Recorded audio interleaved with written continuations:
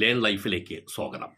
Learn life പ്രധാനമായും ജീവിതത്തിൽ നിങ്ങൾ പഠിക്കേണ്ട പാഠങ്ങളെക്കുറിച്ചും അതുവഴി നിങ്ങൾക്കൊരു നല്ല കുടുംബജീവിതം എങ്ങനെ സെറ്റ് ചെയ്യാം എന്നുള്ളതിനെക്കുറിച്ചുമാണ് വിവരിക്കുന്നത്. ജീവിതത്തിൽ ഏറ്റവും വലിയ സന്തോഷം നമുക്ക് കിട്ടുന്നത് നമ്മുടെ കുടുംബത്തിൽ സന്തോഷം ഉണ്ടാകുമ്പോഴാണ്. കുടുംബ സമാധാനമില്ലെങ്കിൽ ഉറക്കം കിട്ടില്ല.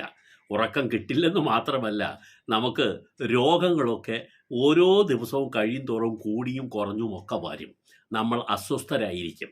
ഒരിക്കലും നമ്മുടെ ജീവിതത്തിൽ മനസമാധാനം എന്തെന്ന് നമ്മൾ തിരിച്ചറിയില്ല.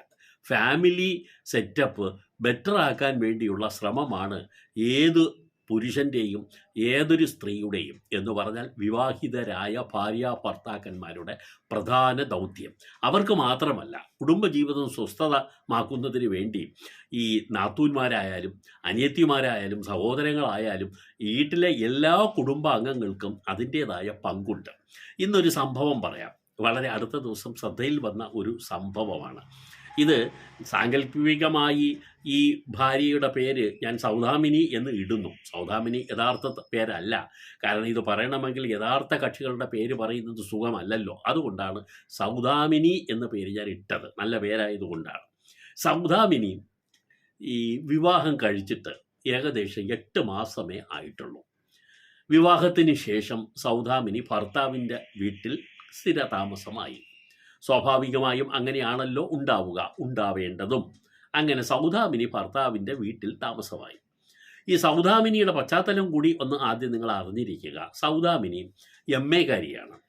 MA സോഷ്യോളജി ജയിച്ച ഒരാളാണ് സൗദാമിനി. കാര്യമായി പഠിക്കുന്ന കുട്ടിയാണ്. നല്ല വിവരമുണ്ട്. ഇംഗ്ലീഷ് ലാംഗ്വേജിലൊക്കെ നല്ല ഒരു ഫ്ലുവൻസി നേടിയ ഒരു പെൺകുട്ടിയാണ്. ജോലിയൊന്നും ആയിട്ടില്ല. ജോലിക്ക് വേണ്ടി ശ്രമിക്കുന്നു, അപേക്ഷ അയക്കുന്നു. അങ്ങനെയൊക്കെയുള്ള ഒരു സമയത്താണ് കല്യാണം കഴിച്ചത്. ഈ പെൺകുട്ടിയുടെ ഹസ്ബൻഡ് എന്ന് പറയുന്ന ആളും യഥാർത്ഥത്തിൽ ഒരു MA കാരനാണ് എന്ന് പറഞ്ഞെങ്കിലും അയാൾക്ക് MA ഒന്നും ഇല്ലായിരുന്നു. അയാൾ ഒരു ഡിഗ്രിക്കാരനാണ്. MA കോഴ്സ് എന്തോ ആരംഭിച്ചു എന്ന് മാത്രമേ ഉള്ളൂ, അത് പൂർത്തിയാക്കിയില്ല. അങ്ങനെ അദ്ദേഹത്തിന് ബിസിനസ്സാണ് പ്രധാനപ്പെട്ട കാര്യം. അത്യാവശ്യ സാമ്പത്തിക സൗകര്യമൊക്കെ ഉള്ള ഒരു വീടാണ് പുള്ളിയുടെ. അതായത് ഭർത്താവിൻ്റെ വീട്ടിൽ അദ്ദേഹത്തിൻ്റെ അമ്മയുണ്ട്, 2 സഹോദരിമാരുണ്ട്. ഇദ്ദേഹം ഒരു ഏക ആൺതരിയാണ്. വേറെ വേറെ ആൺകുട്ടികൾ ആരുമില്ല. 2 സഹോദരി മാത്രമേ ഉള്ളൂ. അമ്മയുമുണ്ട്. അച്ഛൻ നേരത്തെ മരണപ്പെട്ടു പോയി. ആ വീട്ടിലേക്കാണ് സൗദാമിനി വിവാഹം കഴിഞ്ഞ് വന്ന് കയറുന്നത്. സൗദാമിനിക്ക് വിവാഹത്തെക്കുറിച്ചൊക്കെ ഒരുപാട് സങ്കല്പങ്ങളുണ്ട്. എല്ലാ പെണ്ണുങ്ങൾക്കും ഉണ്ടാവുമല്ലോ. ആ സങ്കല്പങ്ങളൊക്കെ കൊണ്ടാണ് സൗദാമിനി ഇവിടേക്ക് വരുന്നത്.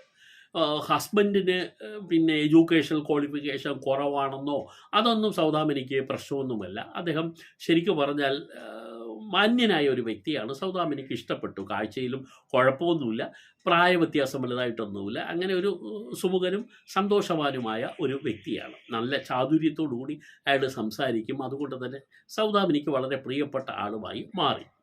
പക്ഷേ ഈ സൗദാമിനി വീട്ടിൽ വന്നതിന് ശേഷം സൗദാമിനിക്ക് ചെറിയ ചില കുഴപ്പങ്ങൾ തുടങ്ങി.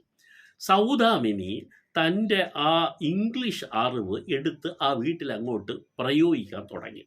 അത്യാവശ്യ സമയങ്ങളിൽ തൻ്റെ ഇംഗ്ലീഷ് അവിടെയുള്ള നാത്തൂന്മാരും അമ്മായിയമ്മയും ഭർത്താവുമൊക്കെ ഒന്ന് ബോധ്യപ്പെടുന്നതിന് വേണ്ടി മനഃപൂർവ്വം ഇംഗ്ലീഷ് വാക്കുകൾ ഇടയ്ക്കിടയ്ക്ക് കയറ്റാൻ തുടങ്ങി. മലയാളത്തിൽ പറയാവുന്ന കാര്യമേ ഉള്ളൂ. ഈ നാത്തൂന്മാർക്കും വലിയ വിദ്യാഭ്യാസമൊന്നുമില്ല, ഡിഗ്രിക്കാരാണ്. ഡിഗ്രി വരെ എത്തി. ഒരു കുട്ടി അതിൽ പഠിച്ചുകൊണ്ടിരിക്കുന്നു. താഴെ ഫസ്റ്റ് ഡിഗ്രിക്കോ മറ്റോ ആണ് ഒരു പെൺകുട്ടി പഠിച്ചുകൊണ്ടിരിക്കുന്നത്. മറ്റേ ആൾ ഫൈനൽ ഇയറാണ്. ഇവരെ സംബന്ധിച്ചിടത്തോളം ഇവർ മലയാളം മാത്രമേ വീട്ടിനകത്ത് സംസാരിക്കുകയുള്ളൂ. ജാടകളൊന്നുമില്ലാത്ത ഒരു നാട്ടിൻ പുറം വീടാണത്. ഇവർ അമ്മയായാലും പെമ്മക്കളായാലും ഈ മകനായാലും മാന്യമായി തറവാടിത്തത്തോടു കൂടി താമസിക്കുന്നവരാണ്. പക്ഷെ സൗദാമിനിക്ക് ഞാനാണ് ഭയങ്കരി എന്ന് ഈ അമ്മായിയമ്മയെയും നാത്തൂന്മാരെയൊക്കെ ഒന്ന് ബോധ്യപ്പെടുത്തണം. അതിനുവേണ്ടി അത്യാവശ്യ സമയങ്ങളിലൊക്കെ സൗദാമിനി ഈ ഇംഗ്ലീഷ് പ്രയോഗം അങ്ങ് തുടങ്ങി.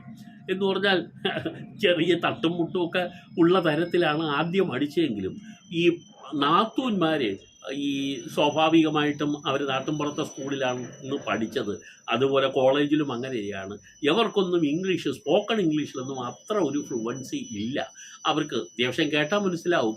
അല്ലാതെ നാഴികയ്ക്ക് 40 വട്ടം ഇംഗ്ലീഷ് പറഞ്ഞേ പറ്റൂ, ഇംഗ്ലീഷിൽ തന്നെ കടുക് വറുക്കണം എന്നുള്ള ആഗ്രഹമൊന്നുമില്ല ആ പെൺകുട്ടികൾക്കില്ല, പാവങ്ങളാണ്.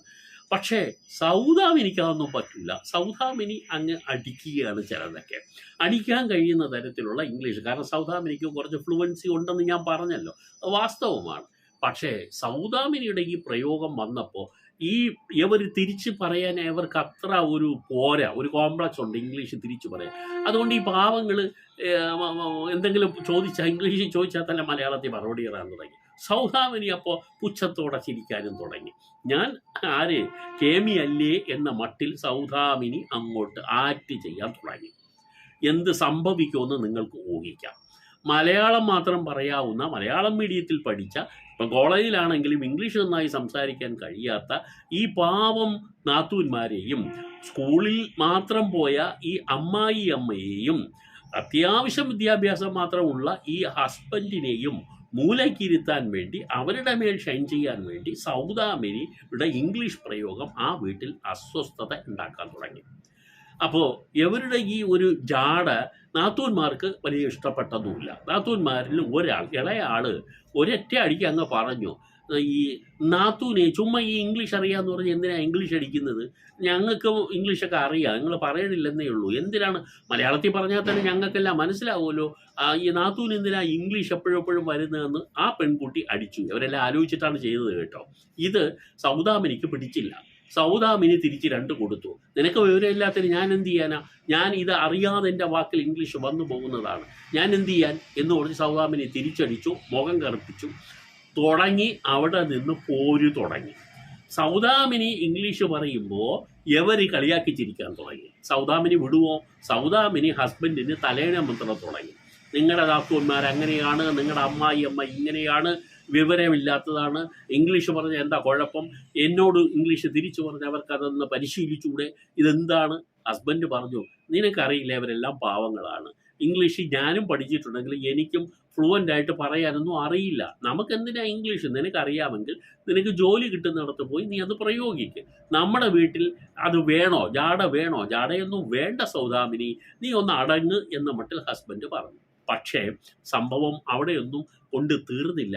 ഒരു ദിവസം ഇവരുടെ ഈ അങ്ങ് ഇംഗ്ലീഷിൽ എന്തൊക്കെയോ അങ്ങ് കടുക് വറുത്തു എന്ന് സംഭവം നടക്കുമ്പോൾ അവിടെ ഒരു ഫ്രണ്ട് വന്നിരുന്നു. സൗദാമിനിയുടെ സുഹൃത്ത് വീട് സന്ദർശനത്തിന് വന്ന സമയത്ത് അവർ തമ്മിൽ അങ്ങോട്ട് ഇംഗ്ലീഷിൽ ആണ് സംസാരിക്കാൻ തുടങ്ങിയത്. ഒരു ദിവസം സംഭവിച്ചതാണ്.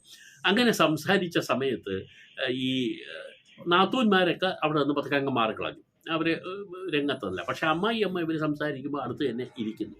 ഇരുന്ന് കഴിഞ്ഞപ്പം എന്തോ ഒരു വാക്ക്, വാട്ട് അബൌട്ട് യുവർ പിന്നെ ആൻറ്റി എന്നോ മറ്റോ ഈ കൂട്ടുകാരി ചോദിച്ചപ്പോൾ ഇംഗ്ലീഷിൽ എന്തോ ഒരു കമൻറ്റ് സൗദാമിനി തിരിച്ചു പറഞ്ഞു.